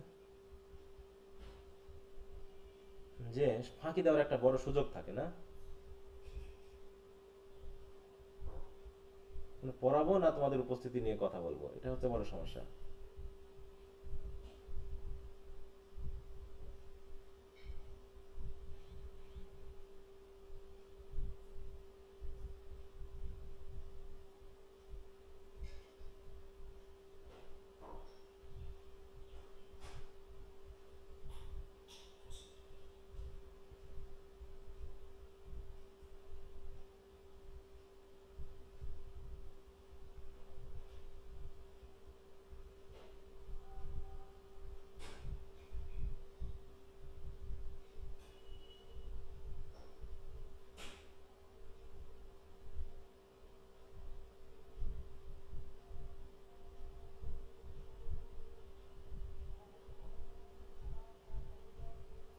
আমি করছি তাড়াহুড়ো যে তোমাদের বেশি বেশি ক্লাস নিয়ে শেষ করাবো, আর তোমরা আছো তোমাদের শান্তিতে, তাই না?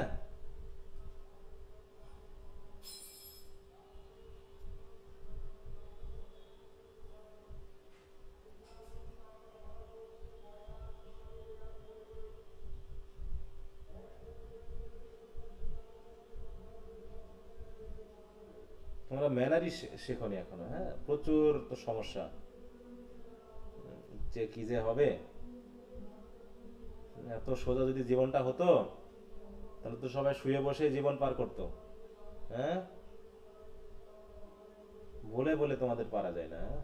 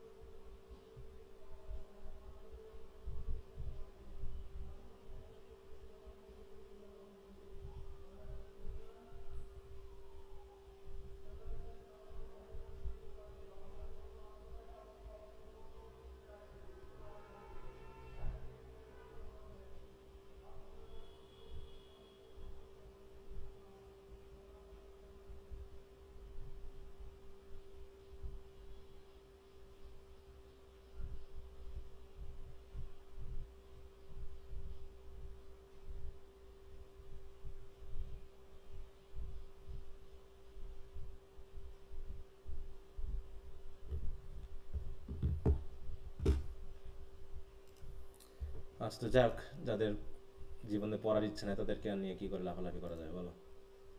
তাদের লাফানো তারা লাফাক, আমার লাফানো আমি লাফাই। এত ভালো ছেলে মেয়ে তোমরা। আচ্ছা, তারপরে কোনটা পড়বো আমরা? ওদের পর ব্যালেট, তাই তো? ব্যালেটটা কি জাতীয় কবিতা বলো তো? এবিসি থেকে পড়লাম আমরা, সবাই কি লাইনে আছো? জি স্যার। জি স্যার। এই যে ব্যালাড, তাই তো? একটা অবজেক্টিভ ন্যারেটিভ, সাথে হচ্ছে কি এই যে ব্যালাড ভাগ, এটা অবজেক্টিভ পয়েম, তাই না? এখানে রয়েছে এপিক, মেট্রিক্যাল, রোমান্স, এগুলো আছে। তাহলে আমরা ব্যালাডটা দেখি। ব্যালাড কি জাতীয় কবিতা? প্রথমে কি, এটা কি অবজেক্টিভ না সাবজেক্টিভ ব্যালাড? অবজেক্টিভ। অবজেক্টিভ। এটা কি লিরিক পয়েম? না। এটা লিরিক হবে না। তারপর দেখো ব্যালাড মানে হচ্ছে, দেখো এটা এক ধরনের, এটা কবিতা গাথা টাইপের, এটা কাহিনীমূলক, এটা মেইনলি, হ্যাঁ, গল্প কাহিনীমূলক।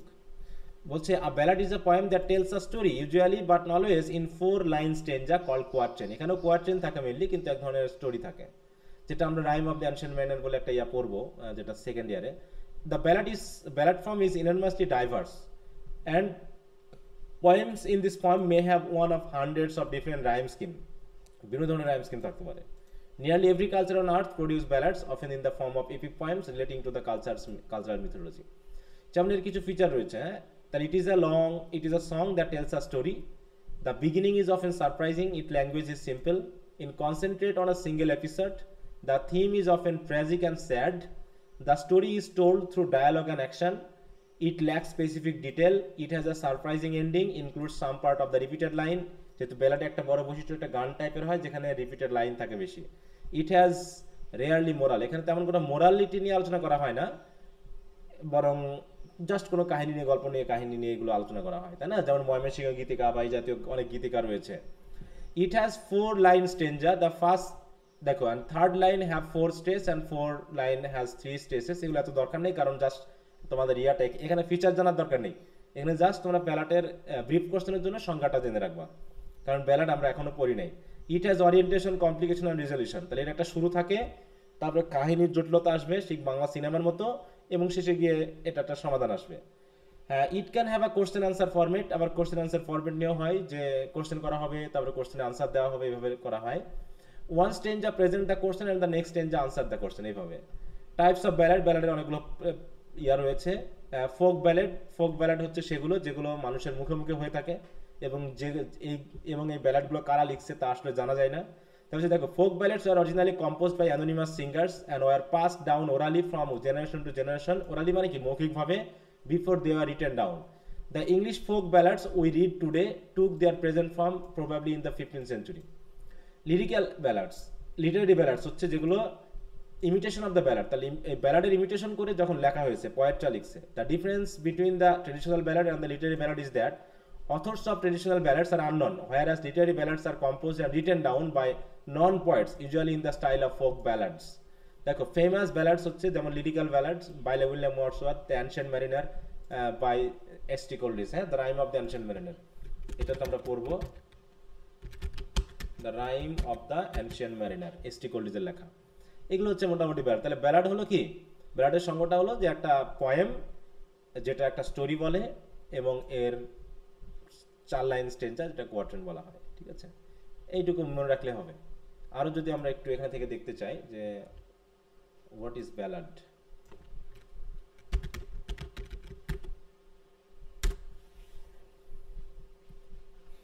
দেখো, ballad is a type of narrative poem, is a narrative, হ্যাঁ, often with a musical quality that tells a story and was traditionally set to music. They often follow specific structure, with quatrain, দেখো, 4 line stanza and a rhyme scheme such as ABAB, যেটা আমরা elegy retainer country যেটা পেয়েছিলাম, তাই না? এবং এর ক্যারেক্টারিস্টিকগুলো কি দেখো, ন্যারেটিভ, প্রথমত এটা হয় ন্যারেটিভ, যেটা একটা গল্প বলে, তাই না? Ballads primarily tell a story, often focusing on a single event or the journey of a character. এর থাকে মিউজিক্যালিটি, কারণ এটা গানের সুরে সুরে গল্পটা বলা হয়। স্ট্রাকচার হচ্ছে কোয়াট্রেন থাকে, রাইম স্কিম থাকে, মিটার থাকে, এরকম দেখো, আয়াম্বিক টেট্রামিটার বা আয়াম্বিক ট্রাইমিটার থাকে। থিম প্রধানত কি দেখো, ব্যালাডস can explore a variety of theme like including love, adventure, tragedy, heroism and the supernatural. যেহেতু এটা লং হয়ে থাকে, লং ন্যারেটিভ পোয়েম, তো সেহেতু এখানে গল্প থাকে, আর গল্পগুলো অনেক বড় বড় হয়ে থাকে, হ্যাঁ। এই তা কি বুঝতে পেরেছো? জি স্যার। আচ্ছা, জি স্যার। তারপরে ব্যালাডের পর আসছে কি, ফেভেল। ফেভেল কি? ফেভেল হচ্ছে কোনো গল্প। ইসপসের পড়েছি আমরা ফেভেল, ইসপস ফেভেল কখনো পড়েছো? ছোটবেলায় গাইডের পিছনে লেখা থাকতো। হ্যাঁ, পড়েছো? এসব দুই গল্প। একটা বলো জি দেখি। স্যার। একটা বলো, এরকম নাম বলো দুই একটা যেগুলো পড়েছো। স্যার, একটা গাধার একটা ছাগলের গল্প ছিল, ঘোড়ার একটা ছাগল। তারপরে কি, খরগোশ, কচ্ছপ, তাই না? ময়ূরের পাখনা লাগায় ইয়া হওয়া, এই সরি, কাক ময়ূরের পাখনা লাগিয়ে ময়ূর হওয়া, তাই না? এই যে গল্পগুলো, যেগুলো হচ্ছে জীবজন্তুর মাধ্যম দিয়ে মানুষের চরিত্রকে তুলে ধরা। দেখো, বলছে ফেবল হলো কি জীবজন্তুর আচরণ ও কথাবার্তার মাধ্যমে নীতি কথা তুলে ধরার উদ্দেশ্যে রচিত কল্পকাহিনী, পৌরাণিক কাহিনী বা উপকথা বলা হয় এগুলো। হ্যাঁ, তারপর হচ্ছে in literature a fable is a short fictional story, এগুলো হচ্ছে আবার কবিতা না, এটা হচ্ছে কি story, and has a moral or teaches a lesson. Fables use humanized animals, মানে মানুষকে পার্সনিফাই করা হয়, তাই না, objects and parts of nature as main character and as therefore considered to be a subgenre of fantasy. এটা সবাই ফ্যান্টাসিও বলা হয় কারণ এটা হচ্ছে কল্পকাহিনী, তাই না, এর ভিতরে কোনো বাস্তবতা নেই। The word fable comes from the Latin fabula meaning discourse or story, যেমন আমরা পেয়েছি এখানে Aesop's fables are best examples of fable, যেমন হচ্ছে the hare and the tortoise, আমরা তো পড়েছি, তাই না। এই হচ্ছে ব্যাপার, এখানে আর তেমন কিছু নাই। দেখো আমরা যদি একটু ফেবলস এর ফিচার গুলো দেখি তাহলে আমরা বুঝতে পারবো যে what are the features of fable.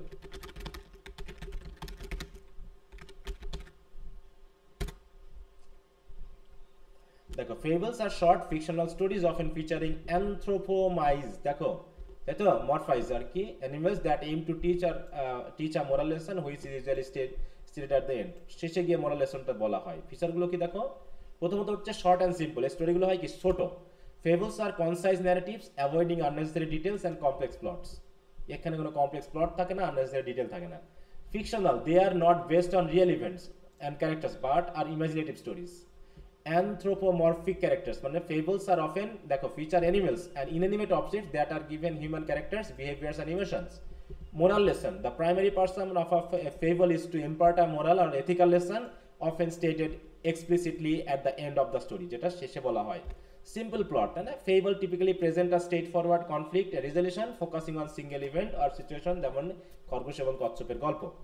Symbolism, the characters and event in a fable often symbolize broader human behaviors and concept.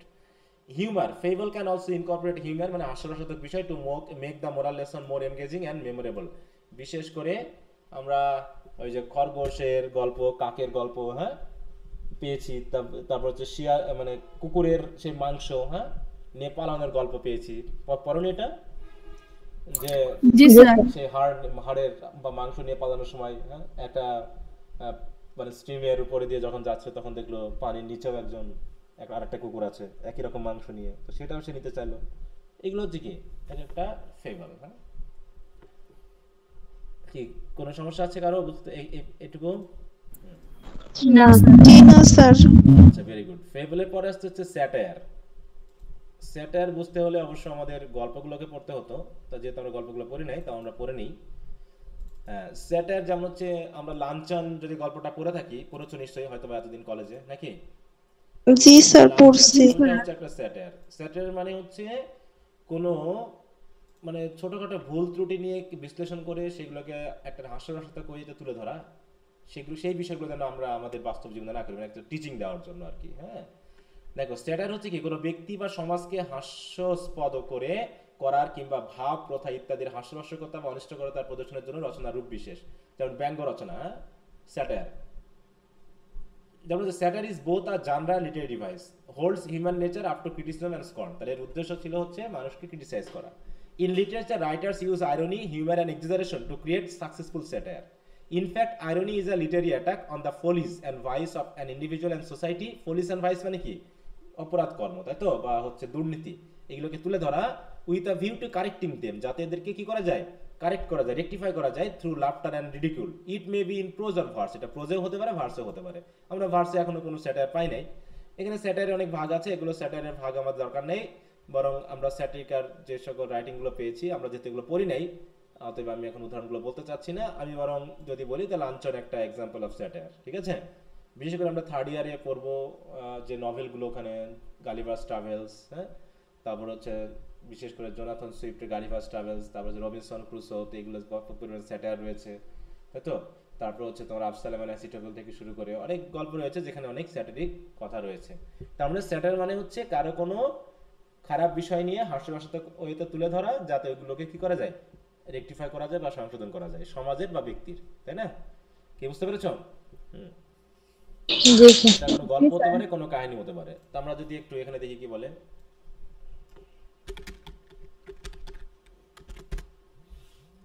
দেখো, the satire হচ্ছে the use of humor and irony, exaggeration in ridicule or expose or criticize people's stupidity or vices, particularly in the context of contemporary politics and other typical issues.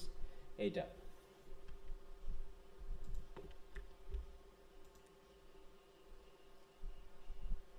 দেখো, a way of writing about a flaw or failure in a society by inflating to its absurdity, হ্যাঁ। তার মানে মূল কথা হলো কোনো ভুল, flaw বা ফেইলিয়ার, তাই তো, বা ফেইলিং বা ফল্ট, এইগুলো নিয়ে মেইনলি কথা বলে। এবং এইগুলো নিয়ে কথা বলতে গিয়ে এক্সাজারেশন আসবে, হিউমার আসবে, আইরনি আসবে, যেগুলো ব্যবহার করে ওই বিষয়টাকে হাস্যরসাত্মক ওয়েতে তুলে ধরা হবে। কি বুঝতে পেরেছো? জি স্যার। জি স্যার। আচ্ছা, তারপরে কি আছে?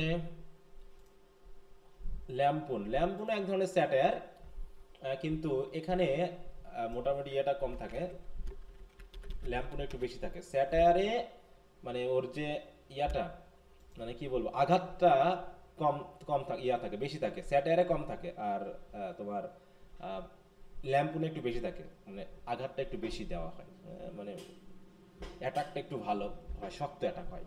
বলছে a lampoon is a piece of writing or a speech that uses humor to harshly criticize। দেখো এখানে, ওখানে ছিল criticize শুধু, simply criticize, আর এখানে বলা হচ্ছে কি harshly criticize someone or something। It is a vicious satire। দেখো satire কিন্তু খুবই মারাত্মক satire in prose or verse that makes a gratuitous, দেখো gratuitous or often unfair and malicious assault on an individual। হ্যাঁ, মানে অ্যাসাল্ট মানে একদম জাতানা। যেমন জোনাথন সুইফটের স্যাটায়ারে সেখানে উকিলদেরকে, ডাক্তারদেরকে এমনভাবে আঘাত করা হয়েছে, অ্যাটাক করা হয়েছে, যে মোটামুটি একদম মানে যদি কেউ পড়ে তো পুরো খেতে ফেলবে, এরকম আর কি ব্যাপারটা। হ্যাঁ, এটাও এক ধরনের কি স্যাটায়ার। আমরা যদি এখান থেকে দেখি,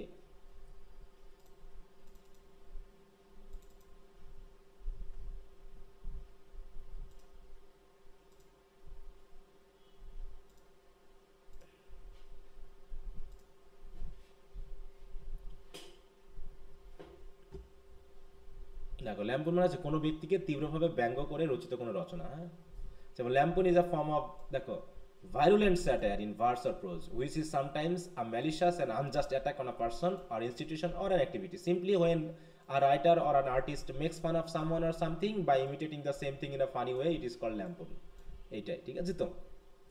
তো এখানে মেনলি ল্যাম্পুন যেহেতু আমাদের নেই, তার জন্য কাহিনীগুলো বর্ণনা করার ক্ষেত্রে এখানে দেখানো যাচ্ছে না।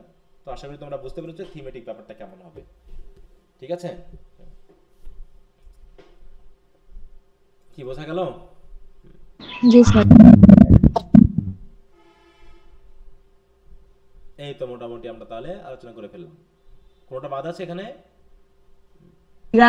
না স্যার। আচ্ছা, তাহলে এইগুলো একটু ভালো করে তোমরা পড়ে নিবা।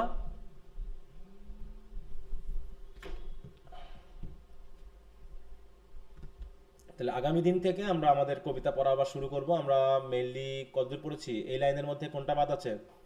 Shall I compare thee to a summer's day, on his blindness, good morrow, daffodil, Elysee, I wanted lonely as a cloud, ode to the west wind, to autumn, Ulysses, patriot, how do I love thee, crossing Brooklyn Ferry, তাই তো? জি sir. তাহলে আগামী দিন আমরা পড়বো হচ্ছে crossing Brooklyn ফেরি।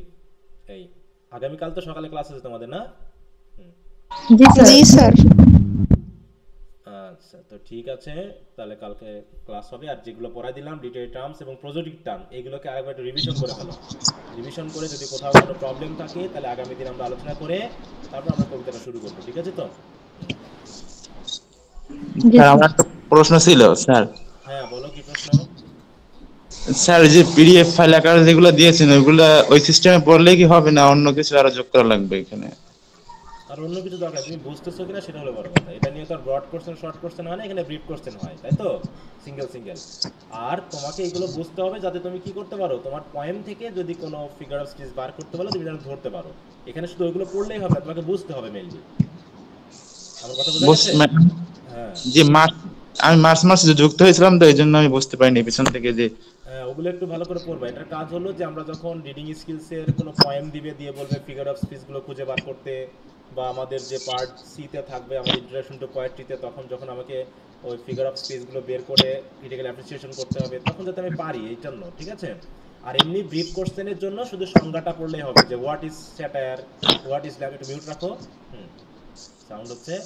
তারপরে হোয়াট ইজ সনেট, এই জাতীয় ছোট ছোট ব্রিফ আমি ডেফিনেশন লিখতে বলেছি, ব্রিফ করে, যাতে তোমরা এটা পরীক্ষার সময় যদি আসে ব্রিফ কোশ্চেনে লিখতে পারো 1-2 লাইনে। আর বাকিটা হচ্ছে বুঝতে হবে, এখানে মুখস্থ করার কিছু নাই, তোমাকে লিখতে হবে না শর্ট কোশ্চেনে যে কাকে বলে, কত প্রকার, কি কি, এগুলো পরীক্ষায় আসবে না। কিন্তু তুমি এটা বুঝতেছো কিনা এবং তুমি কবিতা পড়ে এগুলোকে ধরতে পারছো কিনা, সেটা হলো এখানে মুখ্য বিষয়, ঠিক আছে? স্যার কোনো একটা জিনিস কি একসাথে মেটাফোর আবার মেটোনিমি একসাথে হতে পারে? মেটোনিমি মেটাফর একসাথে হবে না, কিন্তু অ্যালিউশন মেটাফোর হতে পারে। ঠিক আছে তো? স্যার পড়ার সময় দেখলাম একটা লাইনের মধ্যে অনেকগুলো চলে আসে লিটারের গ্রাম। আমি তো বলেছি, আমি কি এটা কথাই বলি নাই, ক্লাসে বলি নাই এই কথা যে একটা জি লাইনে স্যার বলছেন। জি স্যার আমি তো বলেছি বলছিলেন। একটাই অ্যালিউশন, ওটাই দেখা যাচ্ছে মেটাফোর হয়ে যেতে পারে, সিমিলি হয়ে যেতে পারে, ওখানে মেটোনিমি হতে পারে, থাকবে না কেন? আমি তো ওটা গত ক্লাসে বলেছি যে তুমি যদি ভিন্ন ভিন্ন দিক থেকে আলোচনা করো একই লাইনের ভিতরে, তুমি একই লাইনের ভিতরে কি থাকতে পারে, অ্যালিটারেশন থাকতে পারে, ওর ভিতরে অ্যাসোনেন্স থাকতে পারে, ওর ভিতরে সিমিলি থাকতে পারে, ওর ভিতরে মেটাফোর থাকতে পারে, ওর ভিতরে মেটোনিমি থাকতে পারে, ওর ভিতরে সিম্বল থাকতে পারে, অবশ্যই থাকতে পারে। ঠিক আছে? এখন তুমি কতগুলো খুঁজে বার করতে পারছো এটা হলো তোমার ব্যাপার। এই জন্য একটু স্টাডি করো, একটু ভালো করে, আরো ভালো করে বোঝো, গুগল টোগল সার্চ টার্চ দাও, উদাহরণ সহ পড়ো। দেখো আমি তো তোমাদের গেল